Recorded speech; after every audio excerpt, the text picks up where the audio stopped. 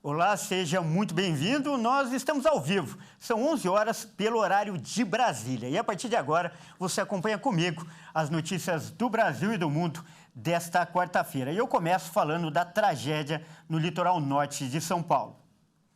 Olha só, os moradores de São Sebastião estão sem água potável há 5 dias após as fortes chuvas causarem deslizamentos na região. Alguns pescadores, inclusive, estão transportando galões de água para garantir o abastecimento. Em Boiçucanga, bairro fortemente afetado pelo temporal do fim de semana em São Sebastião, no litoral norte paulista, a água sai marrom das torneiras, com parte da terra dos deslizamentos. Os moradores estão sem água para beber. Com falta de água potável, alguns comerciantes tentaram se aproveitar da situação e chegaram a vender o galão de água a R$ 98. A Companhia de Saneamento Básico do Estado de São Paulo disse que está trabalhando para restabelecer o abastecimento de água em todo o litoral norte, com equipes em Boiçucanga. Para abastecer a população, uma associação de pescadores local se organizou para transportar garrafas de água à comunidade. Os pescadores também levam mantimentos para as comunidades que sofrem mais com o desastre. Em São Sebastião e Ilhabela, cerca de 30 caminhões-pipa fazem o abastecimento emergencial dos locais mais afetados pelas chuvas. Com a reabertura da maior parte dos pontos que estavam interditados na rodovia Rio Santos, Boiçucanga e outros bairros não estão mais isolados. Mas apesar da liberação para o tráfego, a estrada mostra marcas da destruição causada pelas enxurradas e pelos deslizamentos. Em alguns pontos, só há asfalto em um dos sentidos. Troncos e pedregulhos ainda não foram removidos e ocupam a via em outros locais. A Defesa Civil informou que o Brasil tem hoje já mapeados cerca de 14 mil pontos de risco altíssimo de desastres e 4 milhões de pessoas morando nessas áreas. Em São Sebastião, mais de 2.000 moradias foram construídas em 21 áreas de risco. O mapeamento recomendava a remoção dos moradores pela prefeitura e uma forte fiscalização para que o local não fosse novamente ocupado. E outra notícia triste: 4 indígenas morreram por complicações de malária e desnutrição. Entre os mortos estão 3 mulheres e um adolescente de 16 anos. 4 indígenas morreram em Boa Vista e os corpos foram levados à terra Yanomami. As vítimas, 3 mulheres de 45, 49 e 63 anos e um adolescente de 16, tiveram complicações causadas pela malária e desnutrição. Todas estavam no Hospital Geral de Roraima, onde faziam tratamento, mas não resistiram. A informação acerca das mortes foi divulgada pelo Conselho Distrital de Saúde Indígena Yanomami.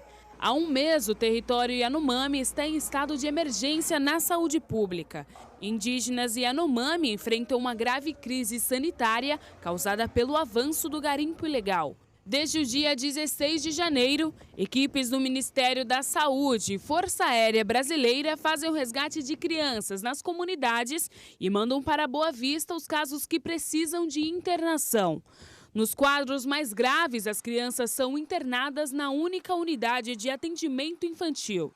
A terra Yanomami tem mais de 30 mil indígenas vivendo na região, incluindo os isolados em 371 comunidades.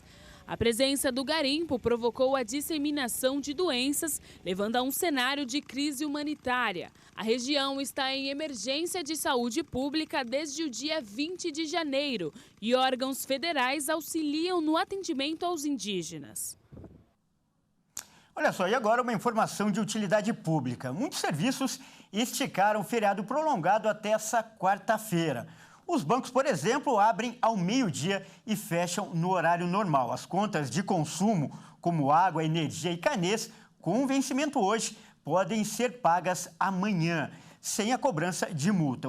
Os Correios, por sua vez, funcionam a partir do meio-dia e as agências do INSS retomam as atividades às 14 horas.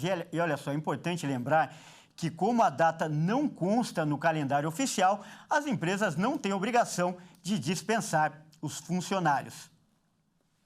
Eu mudo de assunto agora para falar das notícias internacionais. A União Europeia informou nesta quarta-feira que registrou quase 1 milhão de pedidos de asilo em 2022, um recorde em 7 anos.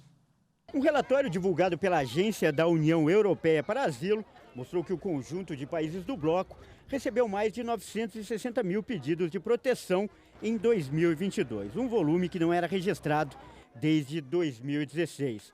A agência afirmou que o aumento pode ser explicado parcialmente pela suspensão das restrições relacionadas à pandemia de Covid-19 e também pelas diversas situações de conflito e insegurança alimentar ao redor do mundo. As solicitações de sírios e afegãos representam quase 25% do total, com mais de 260 mil pedidos de asilo no continente. Em seguida, vem os cidadãos turcos, com mais de 55 mil, da Venezuela, com mais de 50 mil, da Colômbia, com 43 mil e do Paquistão, com mais de 37 mil pedidos. O relatório também apontou que o número de cidadãos ucranianos que solicitaram asilo para países da União Europeia após a invasão russa foi de pouco mais de 28.300. Já a Agência Europeia de Estatística, a Eurostat, apontou que desde o início da guerra, mais de 4 milhões de ucranianos entraram nos países do bloco. A agência também divulgou o número de menores de idade que ingressaram na União Europeia sem o acompanhamento de um responsável. Foram mais de 43 mil crianças e adolescentes, o maior volume já registrado desde 2015. De acordo com o relatório, a alta demanda de pedidos de asilo tem sobrecarregado as estruturas burocráticas do bloco.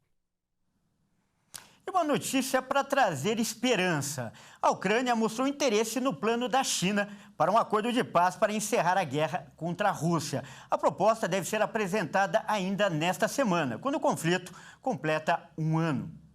O ministro de Relações Exteriores da Ucrânia, Dmytro Kuleba, demonstrou nesta terça-feira um cauteloso interesse no plano da China para um acordo de paz que visa encerrar a guerra com a Rússia, mas alertou que o tratado deve respeitar a integridade territorial de seu país. Kuleba destacou que teve uma conversa com o chefe da diplomacia da China, Wang Yi, na qual o diplomata chinês lhe deu mais detalhes sobre a proposta. A Ucrânia divulgou seu próprio plano de paz com 10 itens, que exigem a retirada total das tropas russas do território ucraniano e a ação de um tribunal internacional para condenar o país por sua agressão. Em coletiva de imprensa realizada em Pequim, o ministro das Relações Exteriores chinês, Qin Gang, afirmou que a China está profundamente preocupada com o conflito na Ucrânia. O gigante asiático anunciou que apresentará ainda nesta semana a proposta de paz. A ofensiva russa completa 1 ano no dia 24 de fevereiro. Bom, essa edição fica por aqui. Eu agradeço demais pela sua companhia e convido a continuar ligado em nossa programação, porque às 13 horas eu volto junto com a Daniela Parisi e mais notícias para você. Até mais!